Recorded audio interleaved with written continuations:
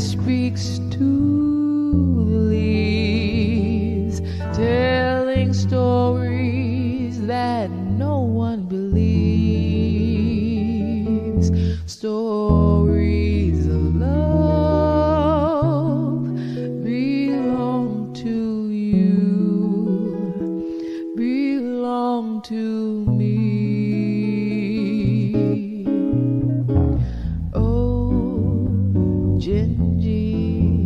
If I only had words, I would say all the beautiful things that I see when you're with me.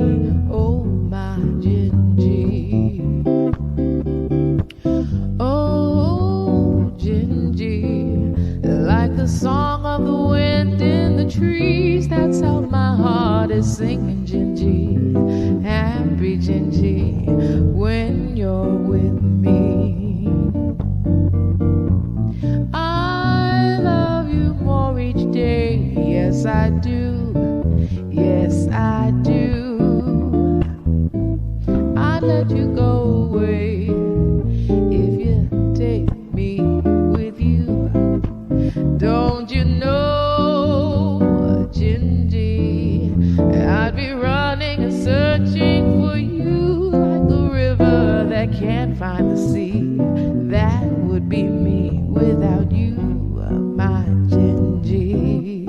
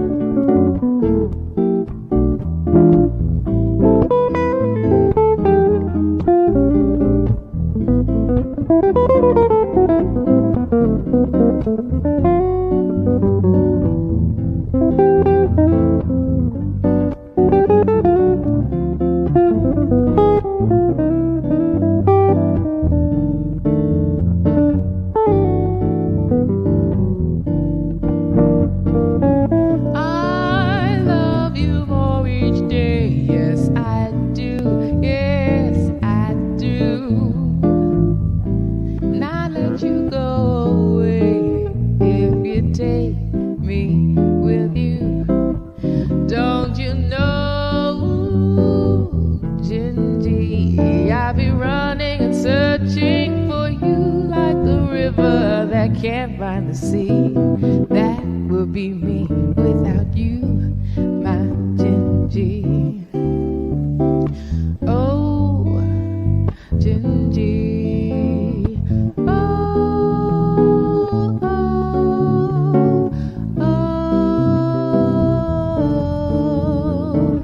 oh, oh, ba-da-da, ba-da-da.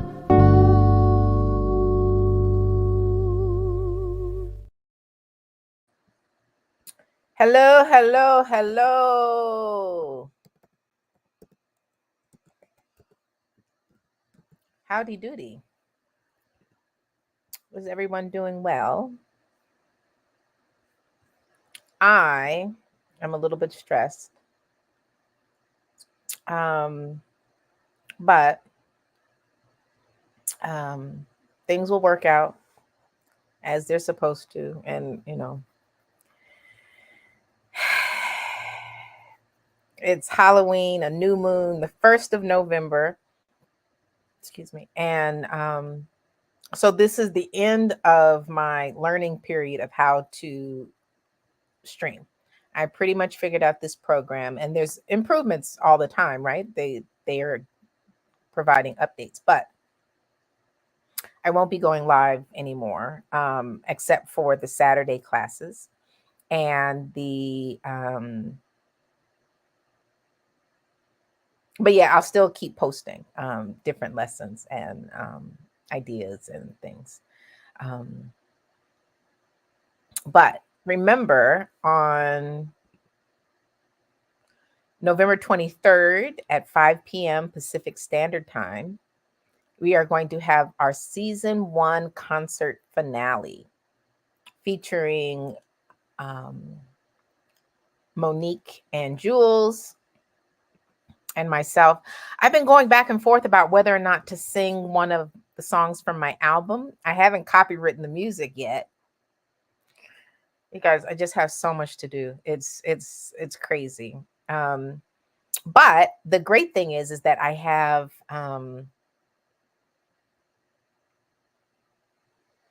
I'm in the mixing process. I've gotten really, really far. I've gotten all the songs recorded.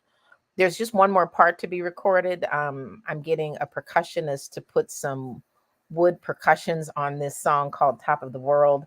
It's kind of bananas. It's got all of this delicious polyrhythms, and it feels kind of reggaeton, kind of merengue, kind of, it's just a contemporary Caribbean song. And gosh, I'm so excited. And I initially wrote it as a reggae piece, but it felt really corny. And I got with my drummer Gonzalo, who should be in Los Angeles right now. Anyway, he's probably busy. I got with him and he was like, "Oh, well, we can do boop, boop, boop, boop, boop, boop, boop, boop." And he was like, "You should add this." Boop, boop, boop, boop, boop, boop, boop, boop. Right. So he really tricked it out, because I gave him a clip of these young kids playing some fire rhythm. And I was like, I want this feel on it. I want this taste. And so he knocked it out the park, and he was like, "Oh, but we should definitely have this in this." Right. And so luckily I'm working with people that are creative and kind and generous and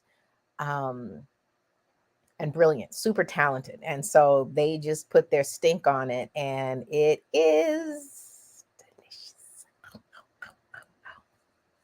So one of the songs that I'm doing, I just finished recording. It's the first song I got mixed, was Mirror. And I'm fighting with my kids right now, and they're teenagers, 18 and 16. They know everything. Can't tell them nothing. Everything is my fault, but it hurts. It's very painful to be at odds with them. And I'm learning that the best way to get through pain is to go ahead and feel the pain, cry it out. Like, I can't tell you how many tears I've cried over this. And just my heart is just absolutely broken. And so part of the story, Come With Me, that's the name of the album that I'm working on, and the novel. Like I have some kind of emotional break. And so in the song, there's 2 vocal parts. Where will you go where there's no snow? What will you do? What people there do? Like, the 2 parts of my brain are talking to each other, or maybe my brain and my heart are talking to each other. And living, laughing, learning all our lives. It's hard to mend a broken mirror when I can't see to let go. Right? That's the chorus. And I use the pain of missing my kids and not being in community with my kids to get through it. And so that brings us to the topic of today's lesson, that the power in your singing is your emotion, right? So, all right, let me do my introduction and then I'll start the lesson. Welcome to OmegaBone.com. I'm Omega, singer, songwriter, and music education specialist. Learn to Sing has singing lessons, music lessons, pro tips, and tricks to help you become a better singer. Hit those high notes, nail those low notes, belt it out, and hold it longer. I'm here to help. In a supportive community, I turn people into singers, singers into musicians, and musicians into professionals. I teach the mechanics of singing and music theory to help you find your voice so that you can sing your song.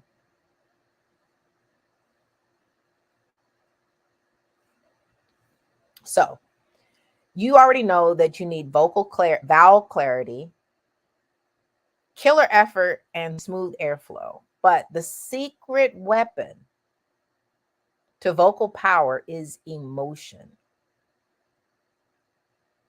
Think of these pillars as your vocal Avengers, each with their own superpowers. Emotion is the power. It's the superpower. It is the ultimate superpower.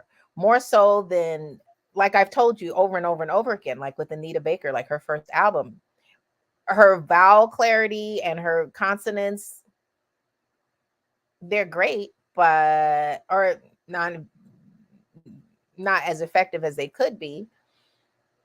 But and she's got the smooth airflow and the killer effort, but what gets me is her emotion. Like even before I knew what she was singing about, I felt it. It's the raw energy. It's an unstoppable force. It's what makes your voice unforgettable. So emotion is not just a feeling, it's a tool. And okay, so I know you're probably thinking emotion, it's fluffy stuff. Wah, wah, wah. No, emotion is the technical part of your breathing, the technical part of your vowel placement. It brings all of it together. Have you ever heard a technically perfect singer who just left you empty, cold? You're just like, because they're missing the secret sauce. They're missing the magic ingredient. They're missing the emotion.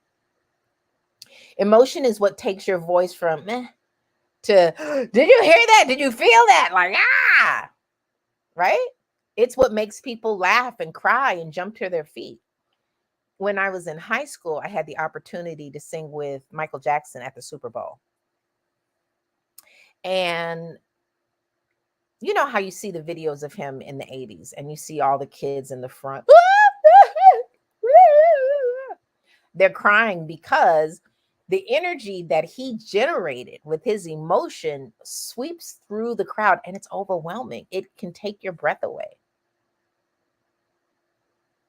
All right. So you have to unleash the beast. Use your power to touch the hearts. And don't suppress it. You know, so like if you are nervous about a performance, or you're having a bad day, or you're upset about something, or you're overwhelmed, the emotions are bubbling up like a volcano. What do? You cannot shove them down.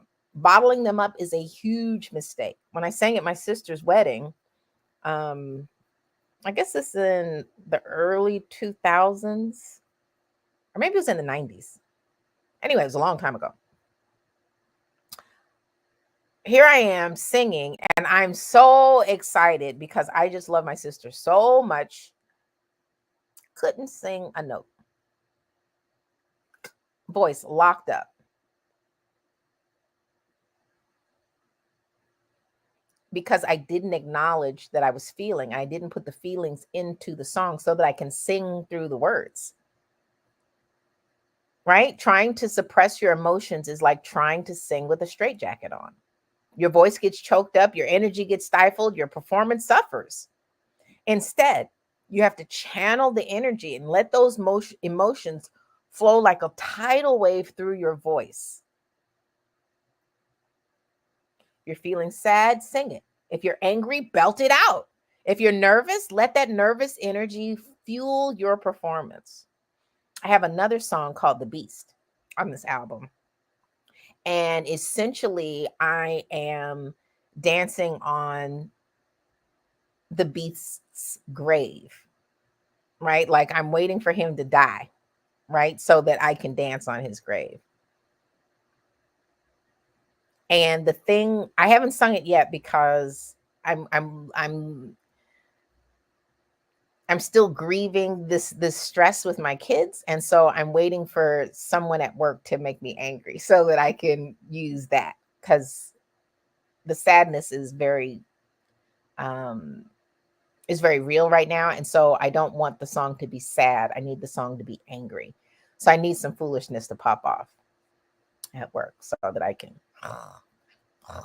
nail that performance.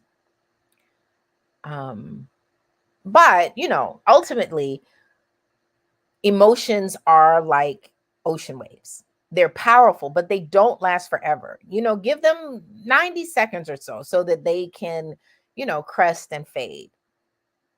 If you don't want to keep whatever that emotion is. Like, I could go and sing The Beast right now, but I would rather it be a little more visceral, a little more tangible, that you can taste the anger when I sing the song.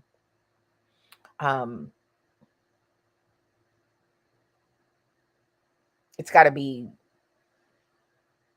dark and powerful, and it got to sound like the bottom of the ocean, right? That's what this song needs to sound like. So like a tsunami, it needs to feel like that. It needs to rumble. So I just need a little more, right, a little more bite.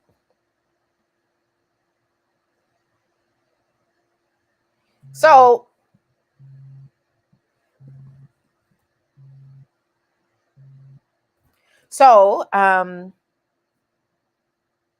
it's a quick lesson today, but embrace your emotions.